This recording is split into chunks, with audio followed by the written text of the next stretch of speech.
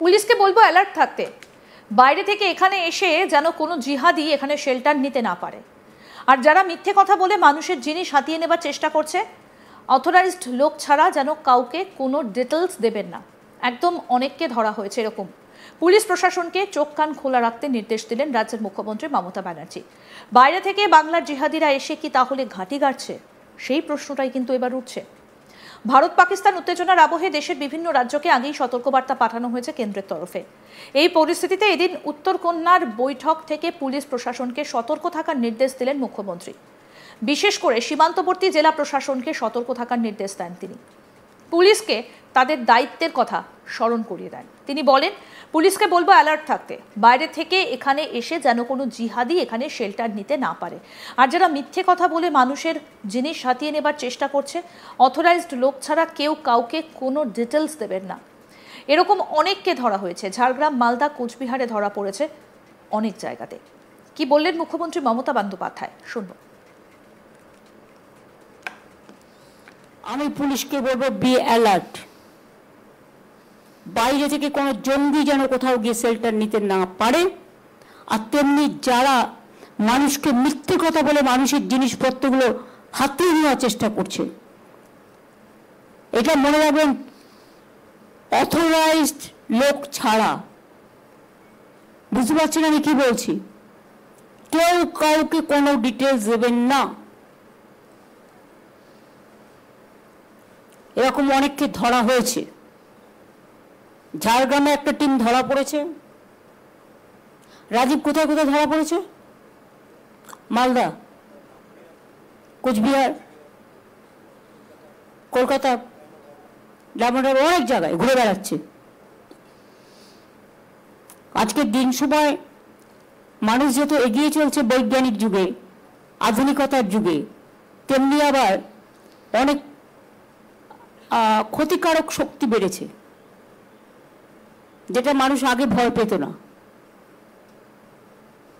সুতরাং চোখ কান খোলা রেখে সবাই কাজ করলে একজনের পক্ষে সম্ভব নয়।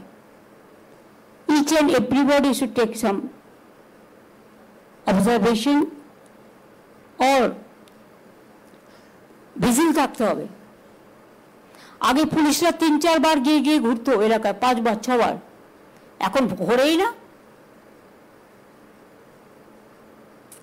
যত বেশি ঘোরা যাবে পুলিশের ভ্যান নিয়ে, মানুষ তো জানবে যে অ্যালার্ট আছে।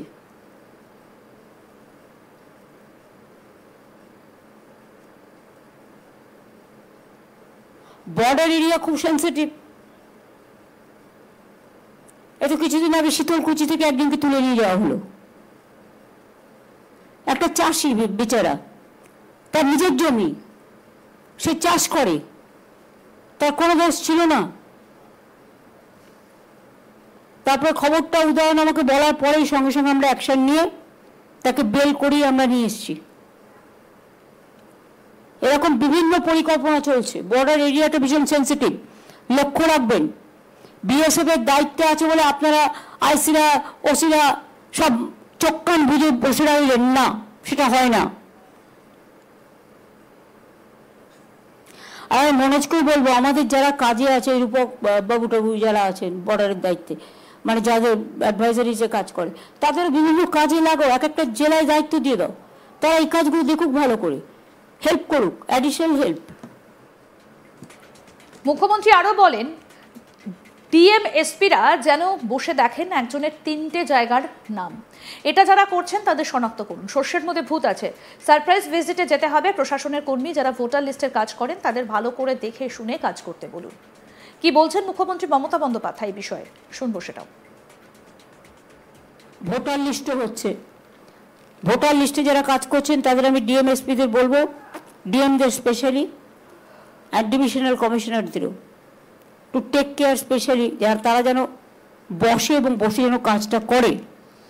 এক এক জায়গায় একজনের নামের জায়গায় 3টে নাম করে তোলা হয়েছে, ফলে যে একজন অরিজিনাল লোক তিনিও কিন্তু ভোটাধিকার থেকে বঞ্চিত হবেন।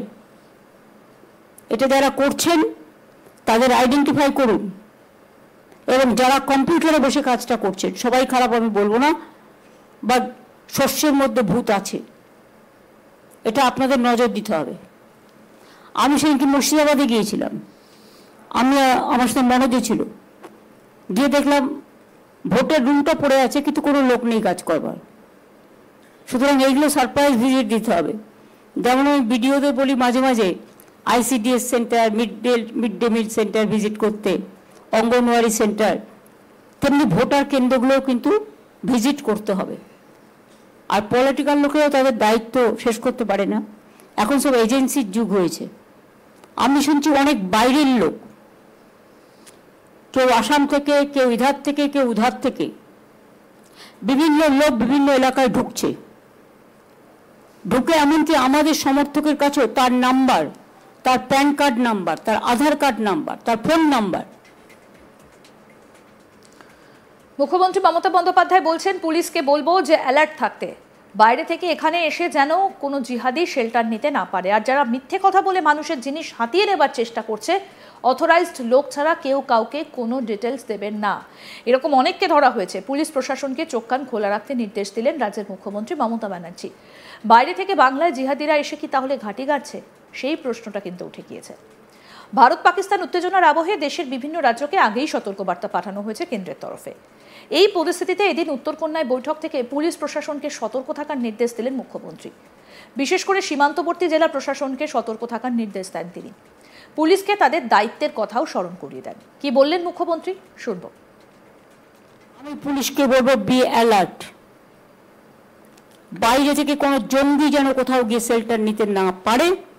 আর তেমনি যারা মানুষকে মিথ্যে কথা বলে মানুষের জিনিসপত্রগুলো হাতিয়ে নেওয়ার চেষ্টা করছে, এটা মনে রাখবেন, অথরাইজড লোক ছাড়া, বুঝতে পারছেন আমি কি বলছি, কেউ কাউকে কোনো ডিটেলস দেবেন না। এরকম অনেককে ধরা হয়েছে। ঝাড়গ্রামে একটা টিম ধরা পড়েছে। রাজীব কোথায় কোথায় ধরা পড়েছে? মালদা, কোচবিহার, কলকাতা, ডায়মন্ড হারবার, অনেক জায়গায় ঘুরে বেড়াচ্ছে। আজকের দিন সময় মানুষ যেহেতু এগিয়ে চলছে বৈজ্ঞানিক যুগে, আধুনিকতার যুগে, তেমনি আবার অনেক ক্ষতিকারক শক্তি বেড়েছে, যেটা মানুষ আগে ভয় পেত না। সুতরাং চোখ কান খোলা রেখে সবাই কাজ করলে একজনের পক্ষে সম্ভব নয়। আরও আপডেট পেতে দেখতে থাকুন আজ তাক বাংলা। সাবস্ক্রাইব করুন, নোটিফিকেশন পেতে বেল বাটন অপশন প্রেস করুন, হোয়াটসঅ্যাপেও ফলো করুন আজ তাক বাংলা।